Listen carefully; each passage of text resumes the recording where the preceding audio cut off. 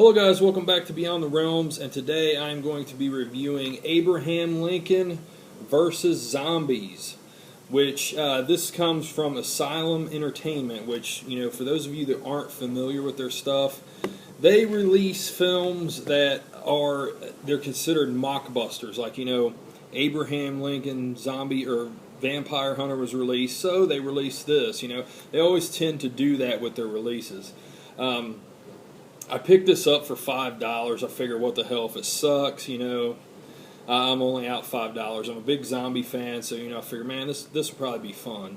So, I expected, with this, like, the rest of their films that I've seen, it's really cheesy, like Mega Piranha and stuff like that, where it's, very over the top, very, very cheesy type films. They're basically like a new school trauma or something like that, but it's still different though than that. Just cheesy type films, cheesy horror films made on the cheap, stuff like that.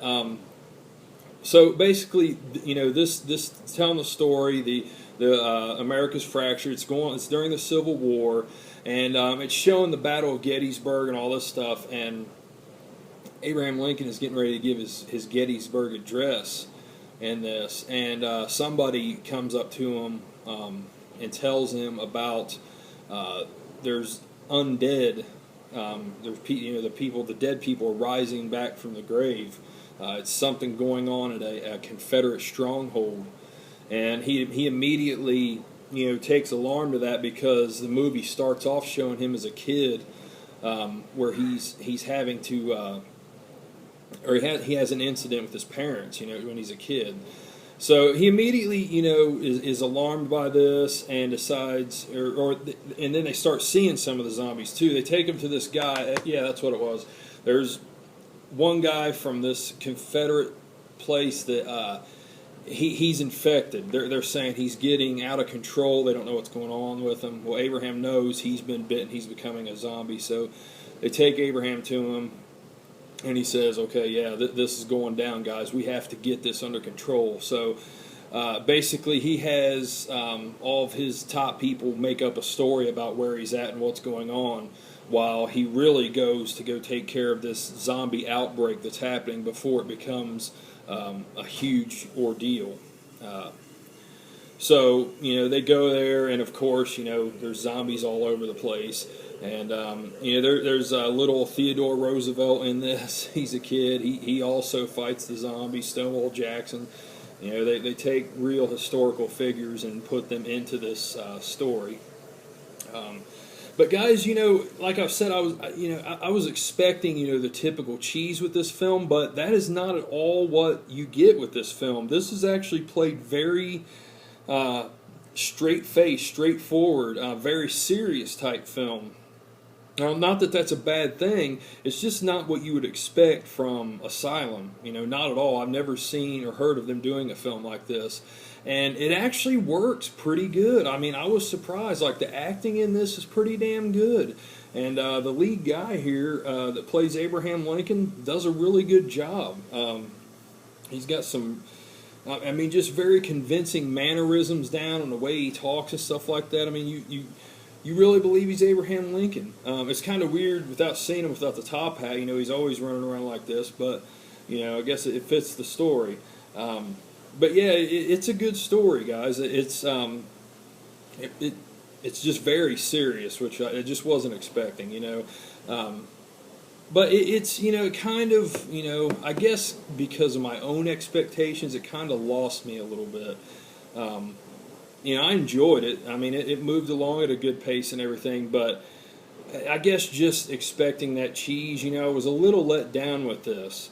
But with that said, this is probably the best Asylum production they've ever done, which, that's not saying a whole lot from production value-wise, but, it really looks like it's the 1800s. It really looks like it's when the Civil War was going on. They've made sure to make the shots, believable, like with the scenery and stuff that's all around them. And I know some of this stuff was green screen. I mean, there is a short making of on here that shows, a lot of these backgrounds were green screen. And sometimes you could tell with them without a doubt, but then other times you couldn't. Other times they worked really well because it has a washed out old time color to it. Like if you look at an old photograph, it's not necessarily black and white or sepia. It's kind of like that. It's more like a black and white sepia kind of mixture. In the looks, it's just like a washed out tone. So certain times, that green screen worked for stuff like that. But my biggest complaint about this film is not lack of gore, because there is quite a bit of gore in this. No gut munching really or anything like that, which kind of disappointed me.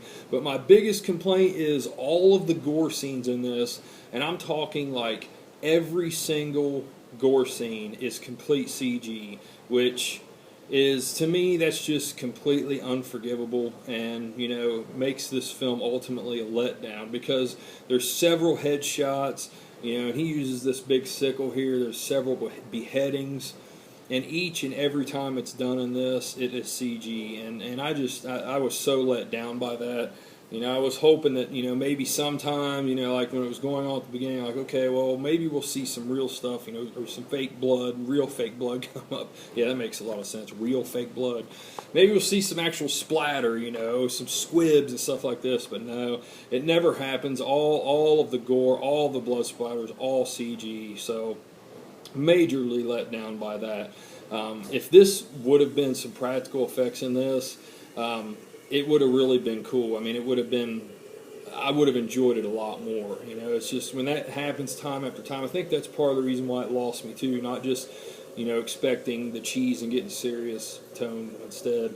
I think it has to do a lot with those effects, because, like I always say, I don't mind CG and fantasy and stuff, and certain sci-fi and stuff like that. But when it comes to horror and it comes to blood and monster effects and all that shit, man, make that real, man, or make that, practical. Make it practical effects. It just looks so much better.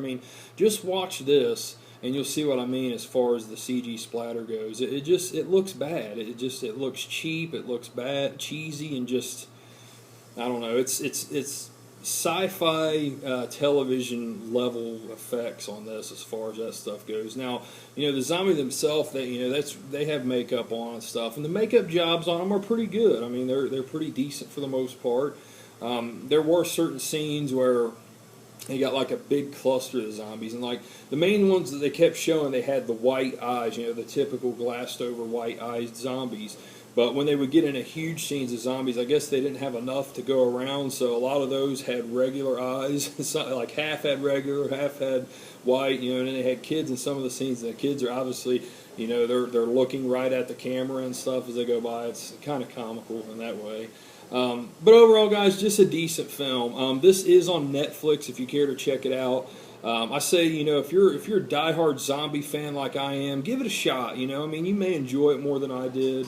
But I'll give this a 4 out of 10, guys. I can't really recommend it except to the most diehard of zombie fans, because even the zombie action and the stuff that goes down with that, it's everything you see in this, it's been done. There's no new ground laid at all.